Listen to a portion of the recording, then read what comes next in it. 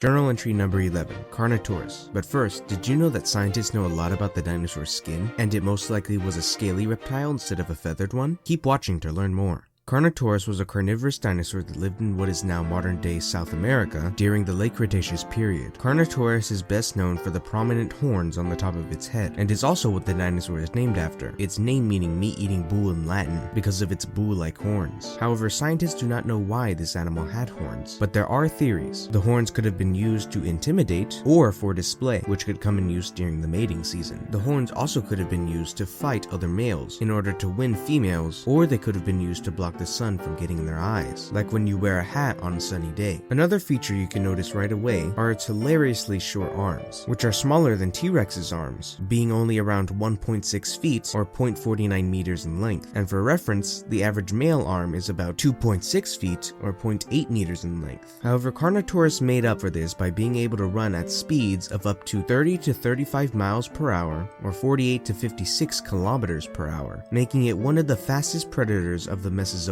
era, and possibly the fastest largest theropod. Carnotaurus was able to reach these speeds because of its enormous tail muscles and slender build, and probably would have used its speed like how a cheetah uses its speed. Although a lot is known about Carnotaurus, one thing scientists aren't very sure of is how strong its bite force was. However, scientists either pick one of two sides, either being Carnotaurus having weak muscle-driven bites meant to wound smaller prey, or in contrast, having a bite force 2 times stronger than modern-day alligators, meant to wound larger prey. Another feature that can be found on this creature is a short snout, which to this day remains a point of debate among scientists, although some have theorized having a much stronger bite force the reason for a short muzzle, and that its quick bites were meant to wound and take down larger animals like titanosaurs if Carnotaurus teamed up. Carnotaurus was also quite a large predator, being about 10 feet or 3 meters tall, which is about as tall as 2 polar bears, and could be as long as 30 feet or 9 meters long, or about as long as 2 average-sized cars. Being this big, Carnotaurus could reach weights of up to 4,000 pounds or 1,814 kilograms in weight, which is about as heavy as the average hippo. However, the discovery of this dinosaur is another intriguing story. The first Carnotaurus fossils were unearthed in 1984 during an expedition led by Argentinian paleontologist José Bonaparte, and was an expedition under the project named Jurassic and Cretaceous Terrestrial Vertebrates of South America, which was started in 1976 and sponsored by the National Geographic Society. The skeleton was found in the rocks of La Colonial Formation on a farm named Pacho Sastri, near the Chubut province of Argentina. The bones were still connected together and preserved very well, with only 2/3 of the tail, much of the lower leg, and the hind feet being destroyed due to weathering. However, because the skeleton was embedded in a large hematite concretion, which is a very hard kind of rock, preparation was complicated and progress slow. 1 year later in 1985, Bonaparte would publish a note stating Carnotaurus sastrii as a new genus and species, and briefly describing the skull and lower jaw, as well as giving the scientific name Carnotaurus sastrii in honor of Angel Sastry, who was the owner of the ranch the skeleton was found on. Sometime later, the original skeleton of Carnotaurus was put on display in the Argentine Museum of Natural Sciences, Bernardino Rivadavia, and later, during the mid-1980s, a life-size replica of Carnotaurus was ordered to be sculpted by the Natural History Museum of Los Angeles County, which would be sculpted by sculptors Stephanie and Sylvia Cherkis, and later put on display. Later in 1896 through 2009, similar well-preserved abelisaurids were described, allowing scientists to re-evaluate certain aspects of the anatomy of Carnotaurus. Now time for some quick facts about Carnotaurus. Carnotaurus had around 62 teeth in total, 32 on the top jaw and 30 on the lower jaw. Carnotaurus was the first theropod dinosaur to be found with skin impressions. Carnotaurus is one of the most understood theropods of the southern hemisphere. There is only one skeleton of Carnotaurus that has ever been discovered, which is holotype MACN-CH894. Holotype meaning a single specimen upon which a description and name of a new species is based. Carnotaurus is the only identified horned theropod. Carnotaurus most likely swallowed its prey whole. Carnotaurus had a very strong neck. Some pieces of media Carnotaurus can be found in are Jurassic World Fallen Kingdom, Jurassic World Evolution 1 and 2, Ark Survival Evolved, Terra Nova, Jurassic World the Game, and multiple documentaries on National Geographic. Also, shout out to One Clawed Theropod. He also does similar dinosaur content like me, and it would be nice for you to go check him out. The link to his channel is in the description. But other than that, if you enjoyed the video, consider liking and subscribing to get more content like this in the future. Also make sure to comment what dinosaur you want me to talk about next. So I'll be going on another adventure